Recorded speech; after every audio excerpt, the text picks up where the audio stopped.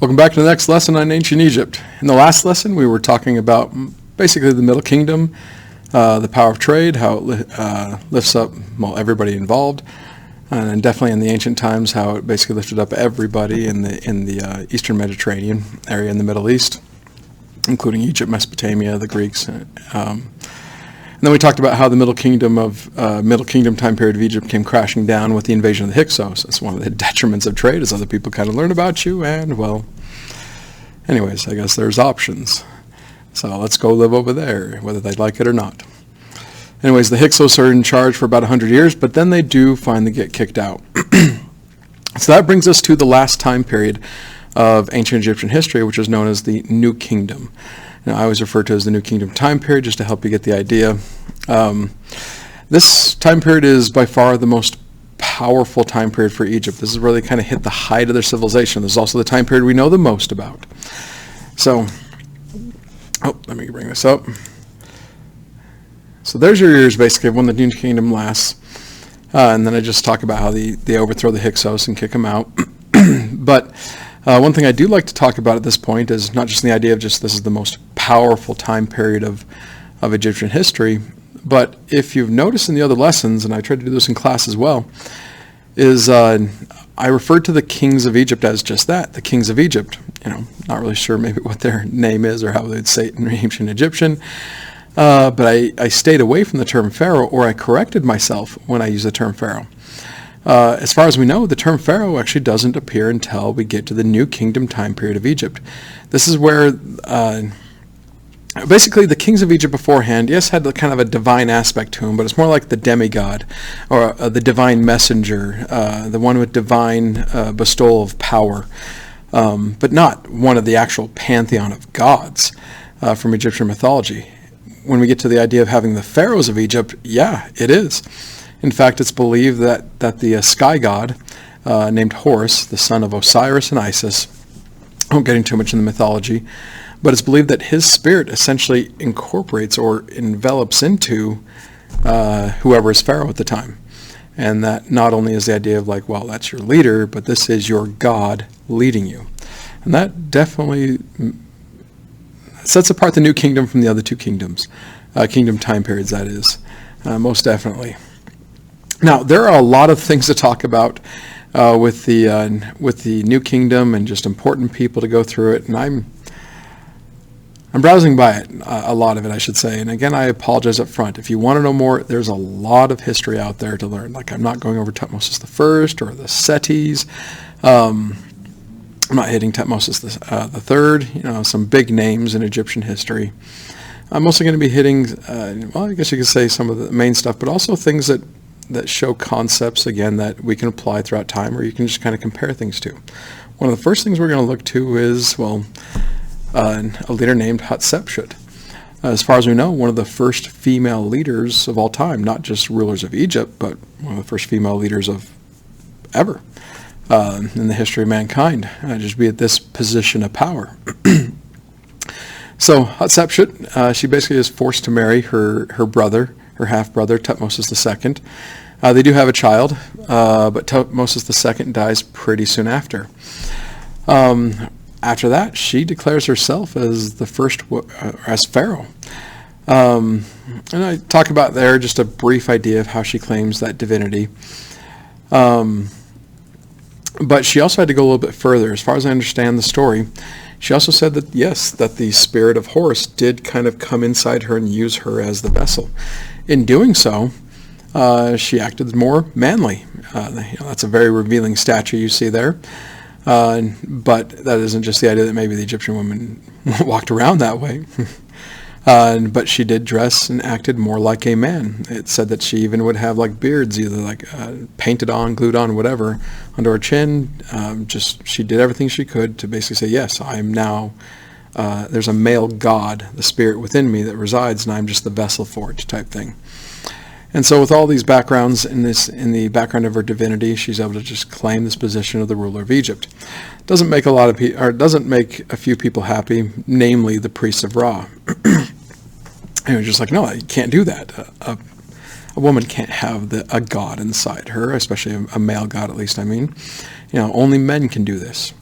But she actually did a pretty good job, all accounts, of just being a leader. The people loved her. She was able to build up a power base around her, so in a way you could say she was protected from those that wanted to take her power away from her. But she definitely has a place in history to be talked about as one of the first great female leaders ever. But that's why I like to show this. Again, you don't see it that well, but this is the actual mummy of Hatshepsut. She, just really quickly, she built a huge mausoleum. As far as I understand, she is the one that actually had that mausoleum built. And not only her, but a lot of others from her family, and then other Egyptian pharaohs are actually buried inside. If I'm correct, I believe King Tut was found inside this same mausoleum that you're looking at. I'm pretty sure. Anyways, I need to look that up again. But going back to this, her mummy gets just torn up and mutilated, as far as we know. And the idea is, who would have the motivation to do this? Well, number one on the list would be those priests of Ra that really didn't like her. It's believed that they came in and just ruined her afterlife by essentially hacking up her dead body. So therefore she'd have this ruined body through eternity. A bit of revenge there, most definitely. But I like to point that out, just in the idea of what people will do according to, say, a system of beliefs that you have. So, now, I asked another question. Oh, by the way, I forgot to mention this earlier. I asked a Bellert question in class about, have you ever done anything to essentially be more accepted, or gain acceptance in class, try to get that personal aspect into it. And that's the reason why I asked it, was the whole story in Hatshepsut, the idea that she does what she can and changes herself to act the part of what she needs to be that pharaoh of Egypt. Now, I asked another question in class leading up into this lesson about a guy named Akhenaten. Although he's born with a name, or his original name is Amenhotep IV. And the question goes like this, that, have you ever tried to get someone else to change their system of beliefs, or have you yourself ever been told to essentially change your system of belief? And this is a wide-ranging question. It can go from the idea of the heavy-handed, my religion is right, in the idea of what I believe is better than yours, and you just have to accept it. Whether it's the belief in some sort of the divinity, Christianity, Islam, things like that, or even atheism. How dare you not believe the way I do? How do you not see the world I do? I think most of us have been approached at some point, at least once, where you just kind of have those conversations with someone else. And a lot of times someone you know. But then on the flip side, you can also go to that side, that question, in relationships as well, is you get to know someone for the first time, maybe you're dating them, something like that, and they get really ticked off at the way you do something, like maybe the way you drive, the way you make a peanut butter and jelly sandwich, the way you play a board game, that your house rules just aren't the right house rules to have, type thing, and how dare you, who are you, type thing. And that kind of goes to this idea of what we see as the way things should be done, and we just can't accept the way other people's do it, and so we tell them to change, or you were told to change in those cases. Either way, I'm hoping this is kind of getting this in your mind a little bit, because when we get to Akhenaten, well, this guy tries to change the entire religion belief system of all Egyptians. This isn't just him coming up to one person saying, you should convert, you should, you really should do things my way. He tells the entire population that what they have believed for well over 1,000, 2,000 years or so is wrong. The polytheistic belief in all those gods, Amun-Ra, Sobek, Sekhmet, Osiris, Isis, Set, and whatnot. That's all wrong. There really is only one true God, and that one true God is named Aten, and yes, it is the sun god. So the sun god is not Ra, it is Aten. He changes his name to from Amenhotep IV to Akhenaten, and then he proclaims himself the high priest, you could say, of Aten. His name actually means one who worships Aten.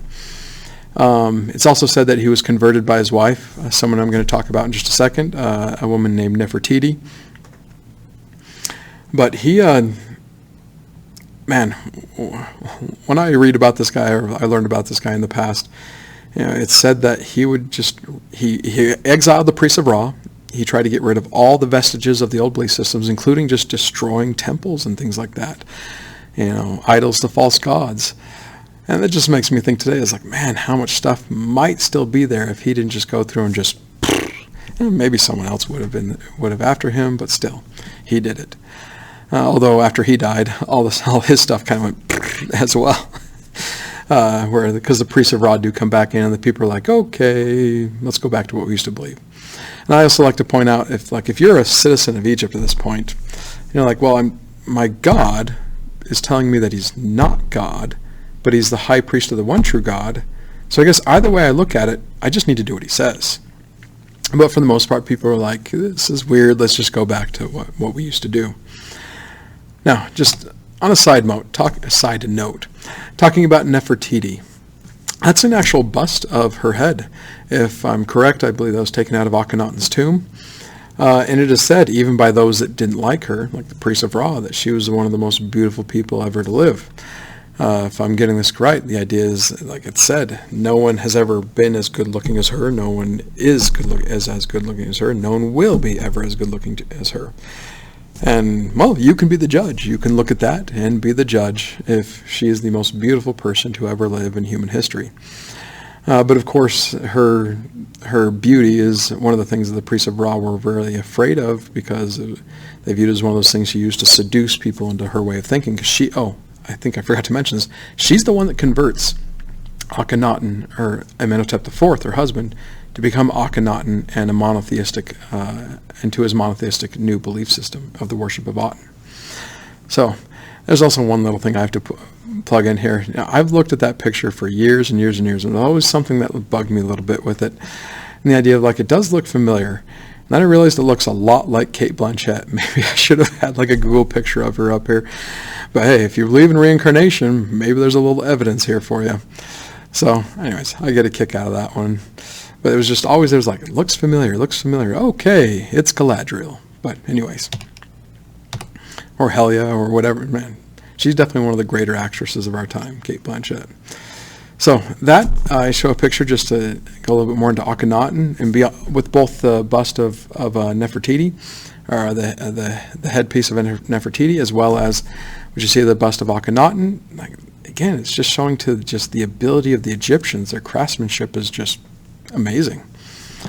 And then a long time ago, when I was researching Akhenaten, I came across a comic book.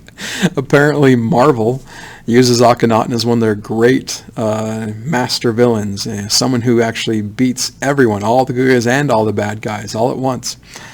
So I won't give away the ending here like I did in class, but if you want to read this kind of this comic book on the saga of Akhenaten and how powerful he is, and a universe controller, basically, go ahead. If you recognize who's on his chest, it might give you an idea about how powerful he is in the Marvel Universe. Now, if you're looking at this, I imagine most of you have seen this death mask before. This is King Tut's, or King Tutankhamun's, or Pharaoh Tutankhamun's death mask. Solid gold, kind of crazy. But one of the things that we usually think about this guy is that he must have been like some great person. He was buried with all this rich stuff. That's not the case. He is actually one of the more insignificant people. Sorry, just bring this all up. He's one of the more insignificant people in Egyptian history. He really doesn't do much. The only reason why he is a big deal to us today is that his tomb was found completely intact, meaning all the rich stuff, all the things, nothing was robbed yet when it was opened up or found back in the early 1920s. Now, things that has learned about this guy is he's actually the son of Nefertiti and Akhenaten. In fact, his birth name was Tutankhaten. But when Akhenaten passes away, when he was fairly young, the priests of Ra were able to come back in, kind of establish the polytheistic religion back in place again with the old gods, and they're able to sequester Nefertiti. Never will she again be able to use her physical beauty to bewitch the people or bewitch another pharaoh type thing, and they take her son away from him. And they rename him Tutankhamun. And the idea here is you're going from the worship of Aten back to the worship of Amun-Ra. That's why you see the change in the name at the end. So he lives for a while, and then he dies. Well, for a little bit, and then he dies fairly young. Dies in his teenage years, I believe late teenage years, like 16, 17, 18 or so. But the interesting thing is that over the last 40 years, maybe earlier, but at least from what I know about the last 40 years, they've been doing autopsies on his body every like 8-10 years or so. When it comes down to when they make discoveries, then how they're like, oh, we know this, how to look at things better on the body. Let's go look at King Tut's body again, see if we can figure things out. Now, the original story is that he fell off his chariot and hit his head and died. But in one of the autopsies, and it kind of changed the way the history books went, and this is kind of what became the big thing back when I was in college, is that no, that blunt force trauma that can be seen in his head, that was a cause of death, that couldn't have been caused by falling off a chariot. It's too pinpoint in the back of the nape of the neck. Therefore, this whole idea came up that maybe he was assassinated. Well, maybe. But the circumstances kind of pointed to it. What he was getting in his teenage years. What if he wasn't really wanting to do what the priests of Ra wanted him to do any longer? And what if he's getting uppity? And what if he just took charge again and said, no, we're going back to the worship of Aten? Like his dad and his mom. In that case, yeah, there would be every reason for the priests of Ra to off him. And by the way, the guy who takes charge after Tutankhamun dies is the high priest of Ra, a guy named Seti, or becomes Seti the First. So that's a little bit suspect there. But recently, in the last couple of years, I believe, I'm getting old, so the last couple of years could be like 10 years ago, I'm not sure.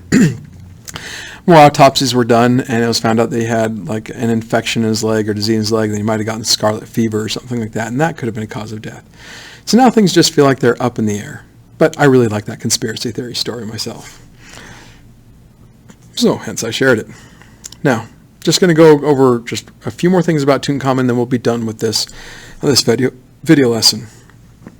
So this is just another side view of his death mask, but if you've never seen this, I find this quite interesting. This is a picture of Tutankhamun, like a CG representation of what he'd look like based off of, his remains, off of his mummy. Now, this is his burial chamber, and really quickly, that's the burial chamber itself. And if you see here, you see the burial chamber with other chambers around it, where you have just all the rich stuff that was found, that was discovered. Well, but going back to this, they discovered that one of those walls in there is actually fake. This is about 6 years ago now. This is year 2020. Maybe it was 8 years ago. Was this 2012, 2013 when they figured this out? Anyways, with new technology, they're able to find out 100% that one of those walls is fake. The problem is that they're not going to bust those walls to see what's behind it, because those are priceless paintings you're looking at there. You just don't ruin that just to see what's behind there. Maybe it's just a broom closet. Although, what they're hoping it might be is actually Nefertiti's tomb, which has not been found yet. And to find another tomb, unmolested, basically, undisturbed, that excites my interest big time. Like, I'm very much looking forward to this. But the whole process of, they got permission from the Egyptian government to start digging, and they've been digging down towards that. Well, they said it would take about 10 years, and it's been a while. I haven't looked up what the progress was, for about the last year or two. I need to do that. I probably should do that now after I'm done with this video. But as far as I understand, they haven't been making huge progress. But man, hopefully they get there in my lifetime. I'm really curious to see what's going to be on the other side of that. So anyways, I will see you in the next lesson.